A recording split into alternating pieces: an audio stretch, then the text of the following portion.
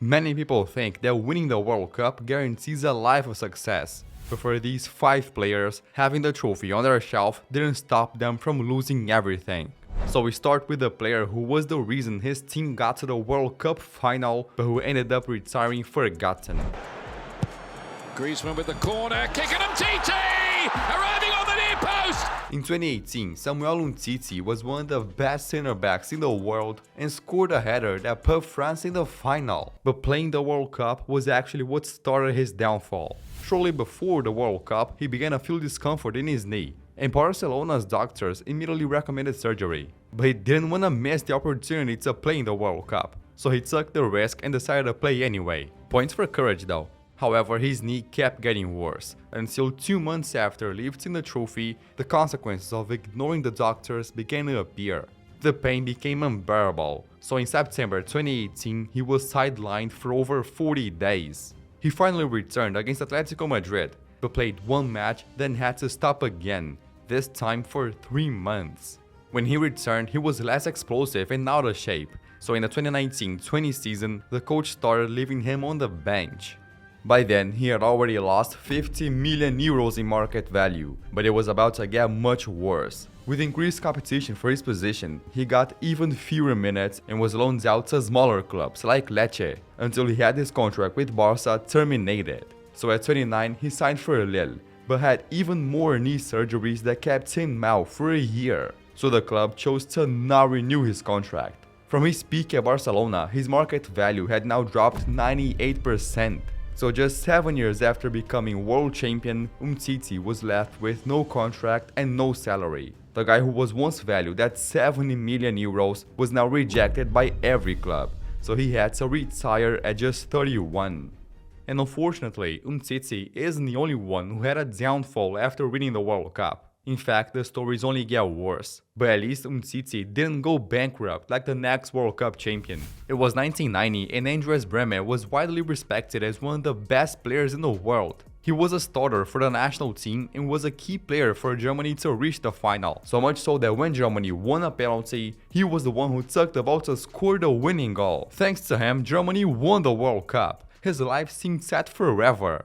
Turns out it wasn't. He had no idea that years later, he would be receiving an offer to clean bathrooms for a living. So after winning the World Cup, he stayed at Inter Milan for a while, then moved to Real Zaragoza and finished his career at Kaiserslautern as a German champion. But the moment he retired, the real problems started to appear. He had an expensive lifestyle, and when football ended, he tried to keep it, but the money started running out. So he tried to make investments, mainly in real estate, but they did not work. He needed a new source of income, so he decided to become a coach and was hired by Kaiserslautern. But after 2 years as a manager and many defeats, he was eventually fired. He tried again, coaching a 2nd division club and then as an assistant coach at Stuttgart. Same ending, fired again.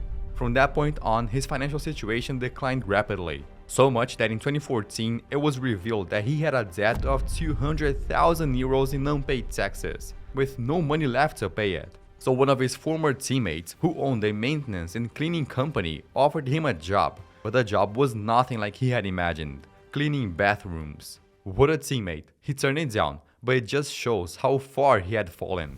At that moment, the whole world discovered the problems he was going through. Legend shouldn't end like that, so former players, including Beckenbauer, stepped in to help. In the end, he had to settle for occasional jobs, live a simple life, and in 2024 he passed away without leaving any wealth behind.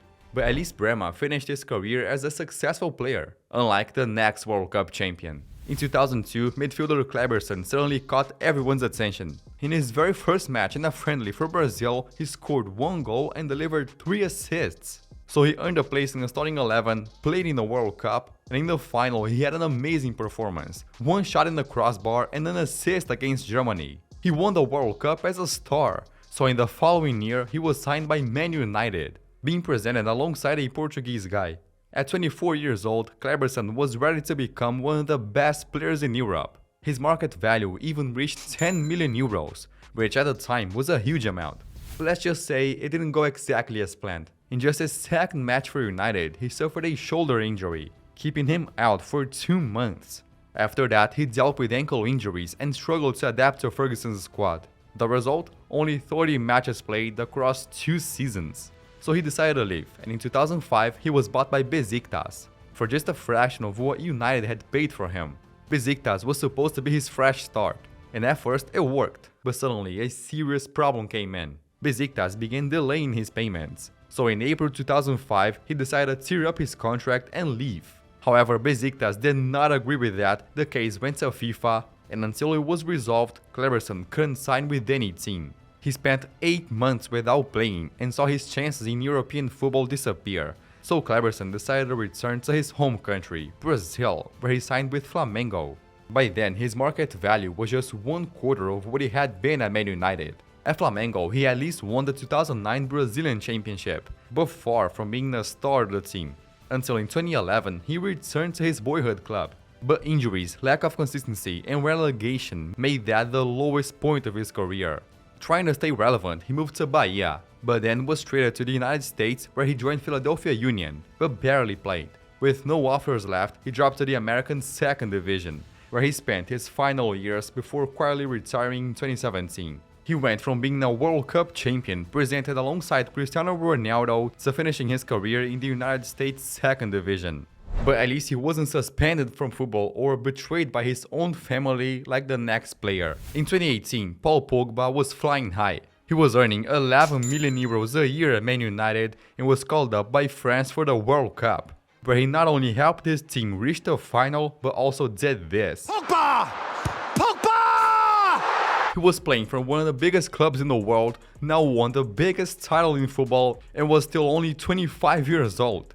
What could possibly go wrong, right? Just 1 year later, he twisted his ankle. He didn't know it yet, but that injury marked the beginning of his downfall. At first, it seemed like just another injury, but every time he tried to return to play, the pain came back. So he eventually had to undergo surgery, which made him miss almost the entire remainder of the season. Even worse is that in mid-2020, football was suspended, making him lose his rhythm even more. So in the 2020-21 season, when he finally managed to find some consistency, he recorded just 6 goals and 9 assists in 42 matches. But in the 2021-22 season, he once again played fewer matches due to physical issues, along with more poor performances. The player bought for a record fee was no longer the same on the pitch. So in mid-2022, United decided not to renew his contract. The guy who once cost 100 million euros left for free. So he decided to return to the club where he first became famous, Juventus. It was a time for a fresh start, but just 2 weeks after arriving at the club, still in pre-season, another injury, this time in his knee, making him sidelined for more than 6 months. So when the 2023-24 season arrived, he expected to have a comeback finally, but then... Minutes or so that Paul Pogba banned from football for 4 years after failing a drugs test. He was tested and found to have unusually high levels of testosterone in his body. Pogba had just failed in an anti-doping exam, so the Italian court sentenced him to a 4-year ban from football, which practically meant the end of his career.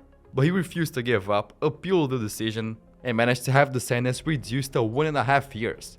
But he wished those had been his only problems. In the middle of all this, a group involving his own brother began threatening him, trying to force him to pay 13 million euros. They even pointed a gun at him. The situation was so serious that Pogba went to the police, and his brother was eventually sentenced to prison. At the same time, he watched his career fall apart. He lost his contract with Juventus, and in mid-2025, after nearly 2 years without playing, he finally signed with another club, Monaco. But by the time this video is being recorded, he had played only 3 matches for the club, and his market value is just a fraction of what he once was. But despite all this, what happened to the next World Cup champion is much worse. In 1962, Garrincha was literally the best player in the world. With Pelé injured, he carried Brazil to their 2nd World Cup title. 4 goals, 3 assists, including 3 goal contributions against England.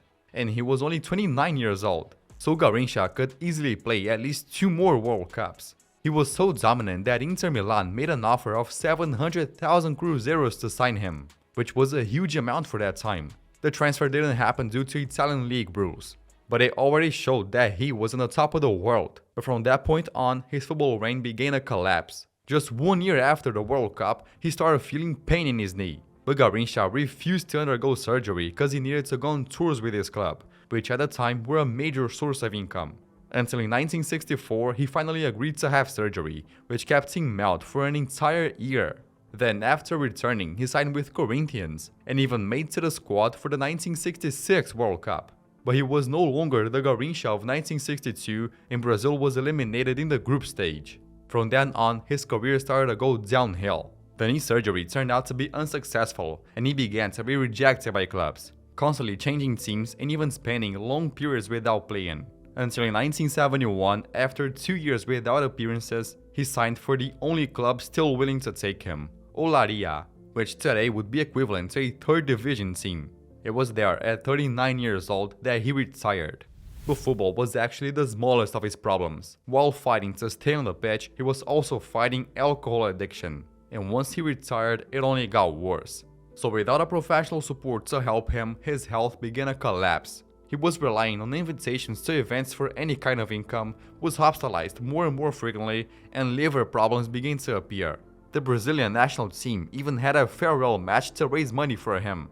Then the following years were marked by repeated hospital admissions, and when doctors finally discovered what he had, it was already too late. Because of alcohol, he developed liver cirrhosis, a disease that destroys the liver. By then, his financial situation was already gone. From 1979 onwards, his routine was home, bar, and hospital. So in 1983, at 49 years old, in a hospital in Rio de Janeiro, he passed away.